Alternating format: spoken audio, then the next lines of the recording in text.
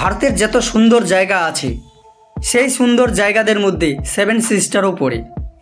মানে উত্তর পূর্ব ভারতের 7টি রাজ্যের কথা বলতেছি।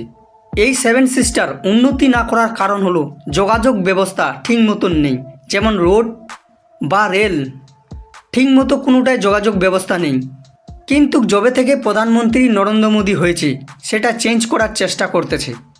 তার আগে যতগুলি প্রধানমন্ত্রী হয়েছে ভারতের, তারা এতটা ধ্যান দেয়নি সেভেন সিস্টারের উপর।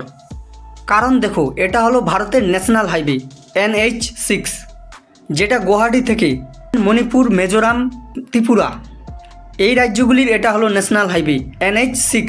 এটা আজ পর্যন্ত তৈরি করা হয়নি, শুধু নাম দেওয়া হয়েছে ন্যাশনাল হাইওয়ে। কিন্তু এটার কাজ শুরু হয়েছে নতুন করে তৈরি হওয়ার।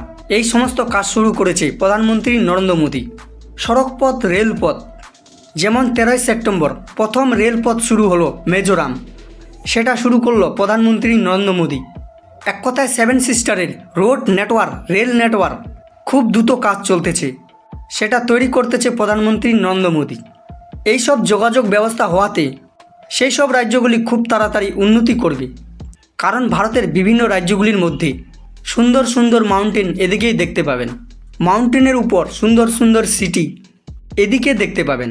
যোগাযোগ ব্যবস্থা ভালো হওয়ার ফলে এদিকে বিভিন্ন ট্যুরিস্ট আসবে, ব্যবসা বাণিজ্য, কৃষি সব কিছু তাড়াতাড়ি পরিবর্তন হবে। মোদী সরকারের আগে এই সেভেন সিস্টারের যোগাযোগের বাজেট ছিল 9,000 কোটি টাকা, যেটা মনমোহন সিংয়ের আমলে ছিল। এখন সড়ক নির্মাণের জন্য 2025 সালে মোদী সরকার 65,000 কোটি টাকা রেখেছে। এই তুলনাটাতেই বুঝতে পারতেছেন কে কতটা গুরুত্ব দিয়েছিল। মনমোহন সিংয়ের আমলে যেটা বাজেট রেখেছিল 33,820 কোটি টাকা, এখন 2025 সালে নরেন্দ্র মোদী এই সেভেন সিস্টারের জন্য বাজেট রেখেছে 1,07,500 কোটি টাকা।